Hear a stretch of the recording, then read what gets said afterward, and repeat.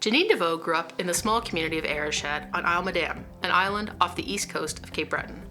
Her father George served as the local doctor for 46 years and was instrumental in centralizing healthcare to Ayrshad. He conducted his business affairs from home, where his office was run by the very capable Marguerite, who was also busy raising their 5 children. Dr. Deveau expected his sons to follow in his footsteps and his daughters to become secretaries. Young Jeannine had no interest in the secretarial arts, however, and convinced her father to allow her to attend St. FX and study home economics.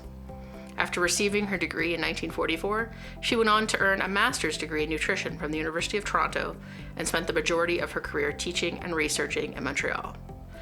Jeannine's sister Lucille was also ambitious. She worked for Lester B. Pearson on Parliament Hill before being sent on a diplomatic assignment to Rio de Janeiro. In the 1950s, Jeannine spent 2 years there with Lucille and her young family. Her niece, also named Jeannine, holds very fond memories of those years with Auntie Jay learning to knit. She remained close to Auntie Jay for the rest of her life.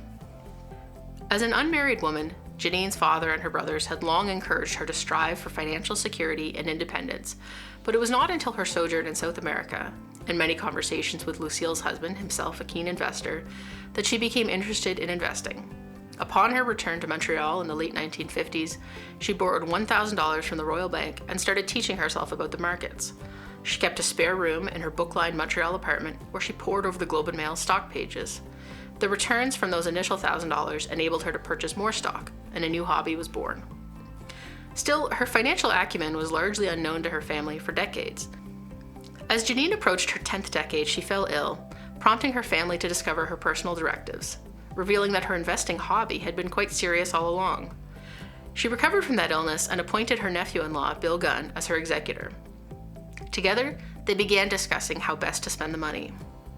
As a child, Jeannine remembered playing with the children of the African Nova Scotian and Indigenous women who worked for the Deveau family on Isle Madame. She was confused, though, about why her playmates didn't attend school.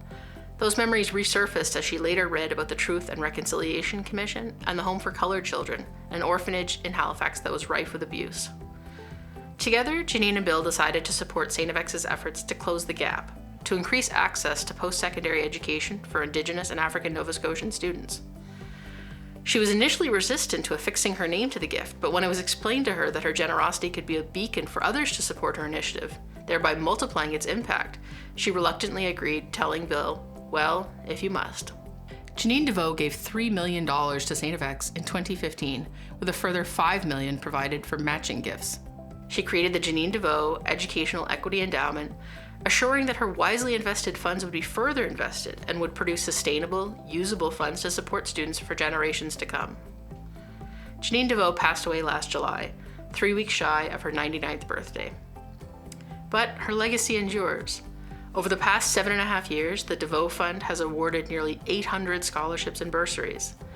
The Deveau Fund also supports the John Jerome Paul Chair in Research for Equity in Mathematics Education, the Dr. Anne Sherman Scholarship, X Project, the Black Leaders Bursary, the McKenna Racial Justice Leadership Grants, the Elder in Residence Program, the Circle of Abundance, and the Deveau Emergency Fund for students facing immediate need. Indeed, it would be difficult to find a corner of campus that Jeannine Deveu's gift has not impacted. She lived a quietly extraordinary life, departing from the expected and forging her own path at nearly every turn. She loved fiercely and abhorred cruelty and injustice. Perhaps most importantly, she showed us all that one person can make an enormous difference.